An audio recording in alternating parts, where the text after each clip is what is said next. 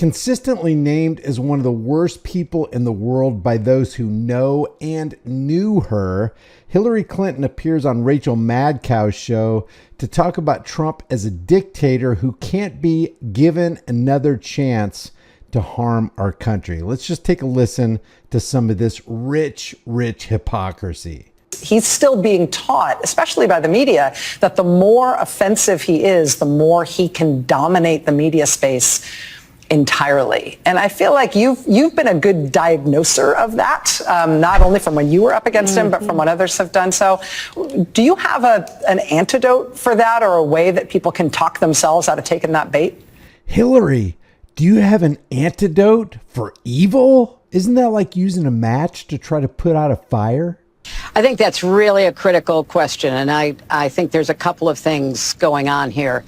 You mentioned the press, and sadly, the press is still not able to cover Trump the way that they should. They careen from one outrage to the next. What was outrageous 3 days ago is no longer on the front pages, even though it threatens the physical safety of so many people, particularly, as you point out, immigrants that he and Vance have decided to demonize. And I don't understand why A human demon talking about demonizing. Man, the irony. And I don't understand why it's so difficult for the press to have a consistent narrative about how dangerous Trump is. The late, great journalist, Harry Evans. So she wants mainstream media to have a consistent narrative. Guess what? Mainstream media has a consistent narrative. When you're hiding the Federal Reserve International Banking Cartel and just talking about the political puppets that they control, you're not talking about the real issue. Hillary Clinton won't talk about it. Kamala Harris won't talk about it. Tim Walz and J.D. Vance won't talk about it. And Donald Trump won't talk about what the real problem is. The real problem is there are people messing with our money. They have a legalized counterfeiting ring that is escaping the scrutiny of fake stream CIA infiltrated Operation Mockingbird, MK Ultra Media. And the reason they are is because they control that media, those media outlets, whether you're talking about the Communist News Network, NBC, ABC, or Faux News. One time said that, journalists should, really try to achieve objectivity. And by that, he said, I mean, they should cover the object. Well, the object in this case is Donald Trump. You're not a journalist if you work for fake stream media. You're a propagandist. You're a prostitute. His demagoguery, his danger to our country and the world, and stick with it. They were merciless about what they saw as President Biden's, problems in the debate and calling for him to withdraw. I believe Donald Trump has disqualified himself over and over and over again to be a presidential candidate, let alone a president. The second thing, though, is... My question is, what exactly would qualify somebody to be President of the United States? Wouldn't a characteristic be, well, he needs to be honest. This person needs to get the job done by restoring a sound money system that is not based on fiat, centralized banking Ponzi schemes. That part of what Trump is counting on is for people to get desensitized. I mean, oh my gosh, did you hear what he said yesterday? Did you hear who he attacked? Did you hear the viciousness? And it just like with a shrug, okay, fine, we're moving on.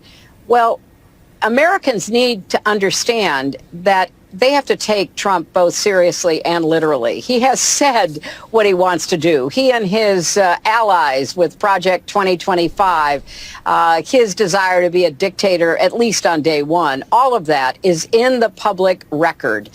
Well, at least he said it. At least he's being honest about it. All these other people want to be the dictator, but they don't come right out and say it. So you got to give Trump that.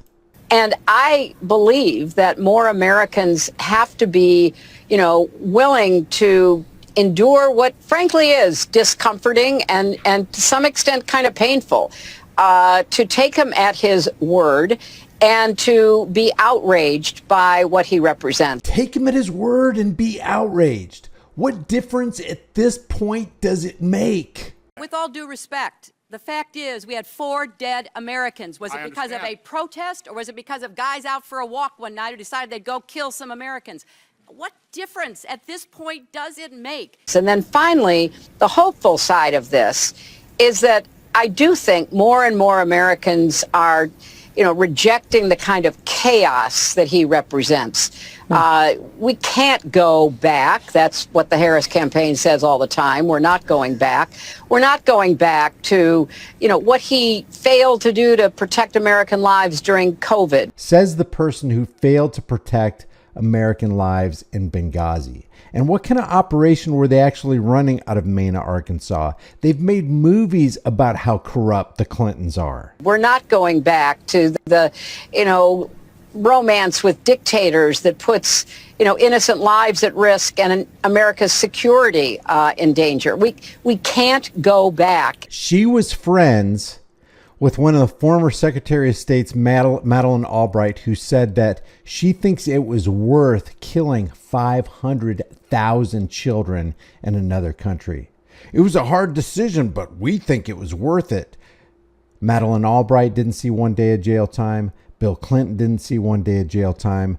Former Secretary of State Hillary Clinton didn't see a day of jail time. And even when Donald Trump said, yeah, if I was president, you would be in jail, she didn't see 1 day of jail time because Donald Trump, during his inaugural luncheon, led the room in a standing ovation for Bill and Hillary Clinton and said, I got a lot of respect for those people. I'll tell you, there is something that I wanted to say because I was very honored, very, very honored when I heard that President Bill Clinton and Secretary Hillary Clinton was coming today. And I think it's appropriate to say, and I'd like you to stand up.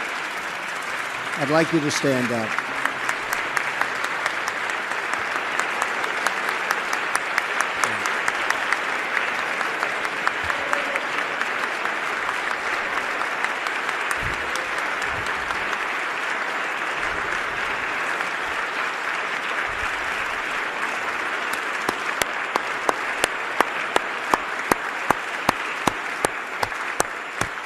And honestly, there's nothing more I can say because I have a lot of respect for those two people. So thank you all for being here. These are birds of the feather. They flock together so that they can protect their masters at the Federal Reserve. And until people realize that, nothing is going to change.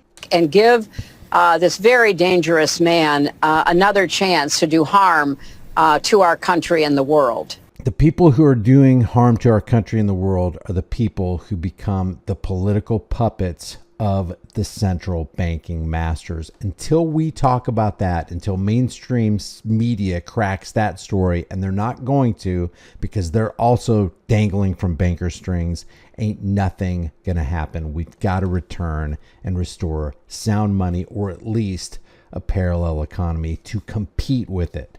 Leave your thoughts about this for the world and the global thought police in the comments section below. If you haven't done so already, subscribe to the channel, hit the bell notification icon, give it a thumbs up, share it with everybody you know. If you want to support the channel further, grab a shirt, become a channel member, but more importantly, understand that the price of freedom is now and will always be eternal vigilance, and indifference to this notion is the means by which the people have and will secure their own oppression. Let's stop securing our oppression and let's start today. I'll see you in the next video.